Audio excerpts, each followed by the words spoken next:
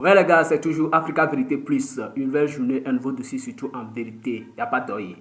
Hier, Osimhen a dit une vérité pure, que les gens l'ont pris pour un menteur. Donc, aujourd'hui, il revient avec des preuves que France 24 même a confirmé que la Zawa est créée par des groupes armés arabo-barbères. Donc, sans plus tarder, je vous laisse regarder la vidéo par vous-même. Comme d'habitude, likez, commentez, partagez, n'oubliez pas de vous abonner. Ciao. Oh, puissance. Maliba, puissance. À moi, idée. Ce que j'avais dit hier, j'avais dit quelque chose. Mais comme quand c'est Osimhen qui parle, comme Osimhen était noir et était un Ivoirien, quand il parle, mes frères noirs ne m'écoutent pas. Hier, j'avais dit qu'il n'y a pas d'Arabes maliens. Hier, j'avais dit qu'il n'y a pas, comment on appelle, il n'y a pas de Touareg. Hier, je l'avais dit. Mais comme je suis un noir, il y a beaucoup de mes frères qui ne m'ont pas cru. Non, Osimhen, lui, il est trop bête. Oh. Lui, il connaît quoi?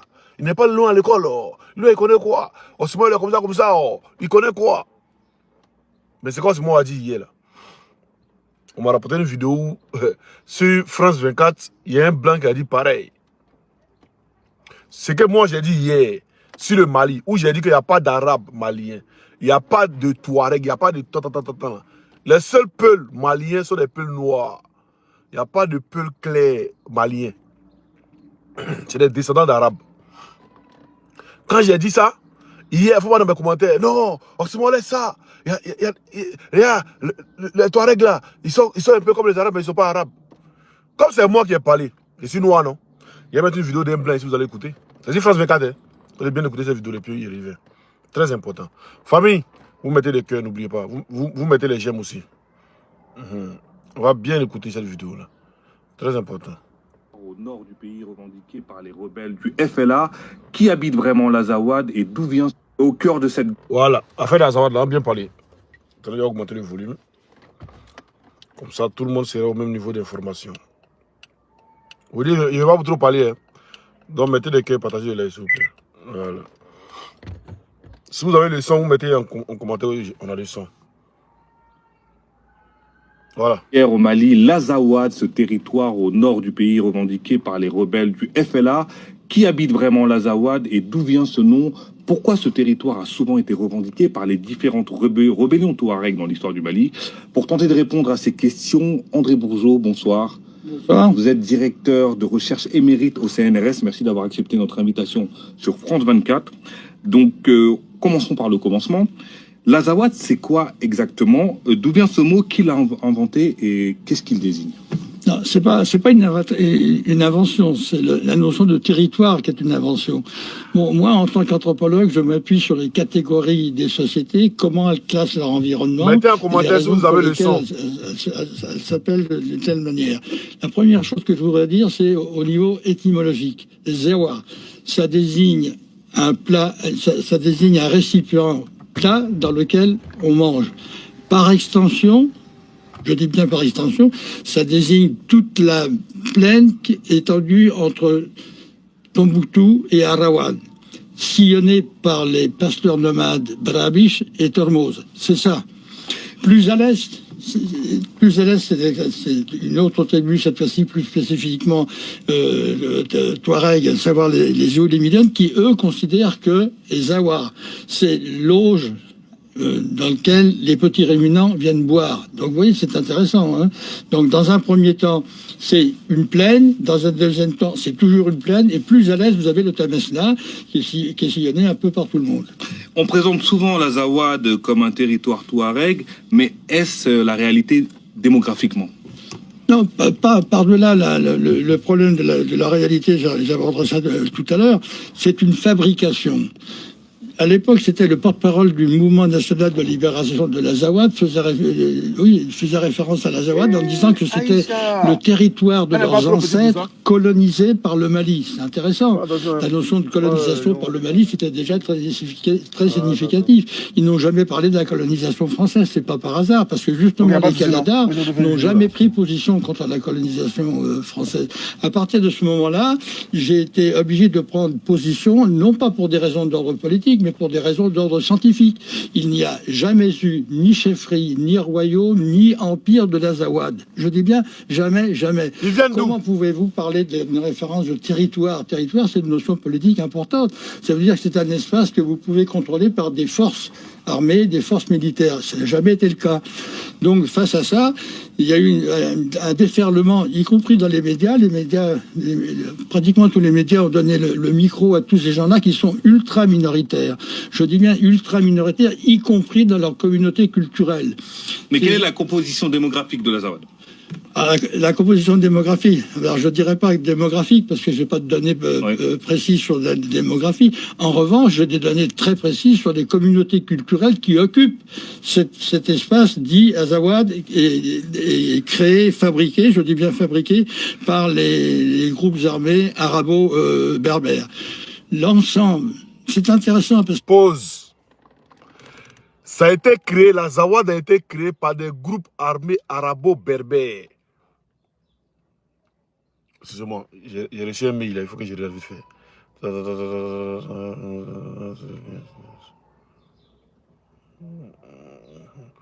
Excusez-moi, il faut que je regarde vite fait. Bon, je vais regarder après. Il dit groupe armé arabo-berbère. Il n'a pas dit malien, arabo-berbère. C'est ce que j'ai dit hier. Il dit tous les chefs des trucs là, c'est des arabes. Pourquoi? Tous les chefs, chef de Azawad c'est un arabe, chef de FLA c'est un arabe. Tous les chefs de l'autre c'est des arabes. Pourquoi? Bizarre. On continue. Je vais revenir un peu en arrière, arabo-berbère là. Voilà. Arabo-berbère. L'ensemble. C'est intéressant parce que l'ensemble de cet espace, c'est le septentrion malien, c'est le seul endroit au Mali où vous rencontrez. Attendez. Voilà. Est créé, fabriqué, je dis bien fabriqué, par les groupes armés arabo-berbères. L'ensemble. C'est intéressant parce que l'ensemble de cet espace, c'est le septentrion malien, c'est le seul endroit au Mali où vous rencontrez toutes les ethnies du Mali. Je dis bien toutes les ethnies du Mali. Donc je ne vois pas pourquoi une minorité, un groupe ultra minoritaire voudrait imposer sa notion politique du territoire à l'ensemble de ces populations-là. En termes de démographie, puisque vous posez le terme de démographie, je n'ai pas de statistiques, mais ils sont là aussi ultra minoritaires par rapport aux Songhai, par rapport aux autres sédentaires, par rapport aux Bozo, par rapport aux Peuls, y compris aussi par rapport aux Bambara. Donc ça n'a pas de signification politique réelle. C'est la raison pour laquelle je dis c'est une fabrication politique qui participe de la propagande utilisée par les groupes armés rebelles. Néanmoins, les mouvements Touareg réclament l'Azawad depuis les années 60. Sur quoi repose cette revendication? Est-ce qu'elle est légitime? Non, mais qu'un groupe armé revendique un territoire, ça c'est leur problème, c'est leur problème politique. Mais qui se réfère à l'histoire qui n'existe pas, je dis c'est de la manipulation, c'est de l'imposture. Il n'y a aucune légitimité historique pour cette revendication. Non, je dis bien, c'est pour ça que tout à l'heure je dis c'est une fabrication, c'est une imposture. Donc moi en tant que chercheur, je ne peux pas accepter une telle imposture. Une instrumentalisation de l'histoire à des fins politiques, c'est pas la première fois que ça se passe dans l'histoire. Donc à partir de ce moment-là, on voit partout dans la presse, y compris maintenant, on parle toujours de l'Azawad, pensant qu'effectivement c'est un territoire touareg, ce qui n'est pas simplement qu'une contre-vérité, mais qui est une fabrication propagandiste. Et néanmoins, en 2012, le MNLA proclame l'indépendance de l'Azawad. La France reconnaît implicitement leurs combattants comme interlocuteurs. Est-ce que la France a, à un moment donné, instrumentaliser ces mouvements? Bon, c'est difficile à répondre précisément à cette question. En définitive, vous posez la question, est-ce que la politique française a soutenu les groupes armés de la rébellion du mouvement national de libération de l'Azawad? C'est un peu ça votre question. Oui. Alors, on peut dire, enfin c'est connu quand même, hein, que implicitement, oui. On a bien vu aussi que les micros leur étaient offerts à tout bout de champ.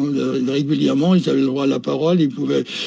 Moi, j'avais organisé un colloque, ils sont venus, ils m'ont cassé le colloque, ils m'ont empêché de parler, etc. Donc, ça a été quelque chose quand même il y a une propagande qui a été soutenue par la politique française. Est-ce que, au fond, le problème de cette région, du nord du Mali, est-ce que c'est pas un problème plus général de marginalisation des populations quelle que soit leur ethnie, comme vous dites. Non, mais le problème de la marginalisation des pasteurs nomades sahariens est une vérité. C'est une vérité, mais elle n'a pas des raisons et des fondements politiques. Elle a des fondements écologiques. La matière, vous savez ce que c'est qu'un pâturage au Sahara? C'est des touffes d'herbe espacées tous les 50, tous les 100 mètres. Comment voulez-vous, à partir de là, développer une économie autre qu'une économie domestique fondée sur des petits troupeaux? Donc vous ne pouvez pas créer les conditions de l'insertion d'une économie domestique dans une économie de marché, puisque les tailles de troupeaux sont définies aussi par les conditions écologiques. Donc c'est ça une des raisons pour lesquelles ils ont pris les... Entre autres, par ailleurs, il y a eu les grandes sécheresses et les grandes famines. Les grandes sécheresses de 69, 73, 83, 84, qui se sont transformées en famines généralisées, qui ont provoqué des exodes, exils. Donc ça a déstructuré totalement ces sociétés-là. Le problème, c'est que ça, c'est des vérités factuelles que l'on peut vérifier, n'importe qui peut lever. Eux, ces groupes armés, ont su instrumentaliser ces données-là à des fins politiques pour légitimer leurs revendications. La situation actuelle est aussi celle-ci. Et donc, si j'ai bien compris, vous dites que dans cette région au nord du Mali, par exemple, si on va à Tombouctou, on retrouve autant de Songhai, de Peul que de Touareg, quoi. C'est un mélange en termes de démographie, c'est une des raisons pour lesquelles c'est aussi un problème. C'est que démographiquement, ils sont minoritaires par rapport aux sédentaires. Si vous jouez sur l'opposition pasteurs nomades et sédentaires, ils sont largement majoritaires. Maintenant, en termes de communauté culturelle, la majorité des gens, c'est surtout une majorité songhai. Donc, eux sont minoritaires. Donc, je comprends très bien pourquoi des minorités veulent s'imposer. Le problème, c'est qu'on peut s'imposer sans passer par les armes. Et sans instrumentaliser et déformer l'histoire. On ne peut pas se revendiquer de l'histoire, donc une antériorité, pour légitimer des objectifs actuels. Vous avez été à plusieurs reprises sur place, vous connaissez bien l'endroit. Lorsque vous étiez sur place, qu'est-ce qui vous a marqué sur la cohabitation entre les différentes populations? Non, à l'époque, la cohabitation était harmonieuse. Après, bon, le problème, c'est que nous, au CNRS, depuis 2009, on ne peut plus faire de terrain. Sur le nord, toute la bande saharo-sahélienne nous est interdite, donc on est obligé de rester dans les capitales. Mais jusqu'en 2009, il y avait pas de problème. Ça commençait à se dégrader avec l'apparition des groupes armés salafistes et djihadistes. Vous savez, les 10 ans de guerre civile en Algérie, oui. La création du GSP, du groupement salafiste pour la prédication et le combat, qui avait été, laminé par l'armée nationale algérienne. Ces gens-là s'étaient réfugiés dans le Nord Mali. Dans le Nord Mali, ils y sont presque sédentarisés. Ils ont épousé des femmes locales, etc. Donc, il y a un maillage de population. Hein. Oui, absolument. Absolument. Donc, les relations avant 2009, c'était... Il va revenir en arrière. On va bien écouter ce petit pote-là. Presque sédentarisés, ils ont épousé des femmes locales, etc. Donc, il le donne, tonton. Dans les capitales. Mais jusqu'en 2009, il y avait pas de problème. Ça commençait à se dégrader avec l'apparition des groupes armés salafistes et djihadistes. Vous savez, les 10 ans de guerre civile en Algérie, oui. La création du GSP, du groupement salafiste pour la prédication et le combat, qui avait été, laminé par l'armée nationale algérienne. Ces gens-là s'étaient réfugiés dans le Nord Mali. Donc, c'est les Algériens qui sont arrivés. Dans le Nord Mali, ils sont presque sédentarisés, ils ont épousé des femmes locales, etc. Donc, il y a un maillage de population. Hein. Oui, absolument. Absolument. Donc, les relations avant 2009, c'était... Enfin, moi, quand je faisais le terrain, il y avait pas du tout d'antagonisme interethnique, si vous voulez. Il y avait une bonne entente, y compris à travers les danses. Si vous prenez, par exemple, le takamba, dansé par les Songhai, dansé par les Tamashek, etc., ça crée aussi du lien social fondé sur la paix et la reconnaissance de l'autre. C'est à partir de ces années-là, 2007, 2008, 2009, et puis le grand tournant, c'est ce qui s'est passé en Libye avec l'assassinat de Kadhafi. Oui. Ah oui, ça a été dramatique. Je me souviens à l'époque, on avait j'avais fait un débat à l'Institut du monde arabe, j'avais alerté les gens qui étaient là en disant ça va être catastrophique sur l'ensemble de l'espace saharo-sahélien. Alors on m'a traité de pro-dictateur, ça se posait pas en ces termes. C'est vrai que le régime de Kadhafi n'était pas particulièrement démocratique, mais il avait jugulé les salafistes djihadistes avec la corruption, avec tout ça, mais il avait créé une stabilité. Bon, quand il y a eu l'intervention des groupes armés, d'abord franco-britanniques, j'insiste sur cet aspect-là, suivis par les militaires de l'OTAN, ça a été la catastrophe. C'est à partir de ce moment-là aussi que les Tamashek, donc les Touaregs qui avaient rallié les légions islamiques, ont pris les armes, puisque tout ça était ouvert, et ils ont créé le mouvement national de libération de l'Azawad. Bah, c'est très clair. Merci beaucoup, André Bourgeot. Merci d'avoir répondu à nos questions dans le Journal de l'Afrique de France 24. Je rappelle que vous êtes directeur. Voilà. Donc, c'est ce que je disais hier. Hier, je l'ai dit. Et il y a des gens comme ici, Oxymore, ici un noir, ici un ivoirien. Voilà. Il y a des gens qui ont dit non, lui, il connaît quoi? Il connaît rien. Pourtant, hier, il dit que tous ces chefs-là, c'est les Arabes. Et pourquoi c'est les Arabes même qui sont au devant de ça? Il dit que c'est les Arabes. Et le monsieur, il vient confirmer ce qu'Oxymore a dit hier. Hein? La Mauritanie m'a appartient au Mali. Allez, les Noirs n'étudient pas où? Allez, regardez l'histoire. C'est nous, vous traitez des bêtes. Non, t'es bête. Mais nous, on va fuir. Allez, fuyez l'histoire, vous allez voir. Allez fouiller dans l'histoire, vous allez voir. Hey, c'est tellement simple. Vous avez votre téléphone, il y a tout qui est là. Vous parlez sur Google. Vous parlez sur Google. Vous tapez juste, hein, pour voir. Voilà.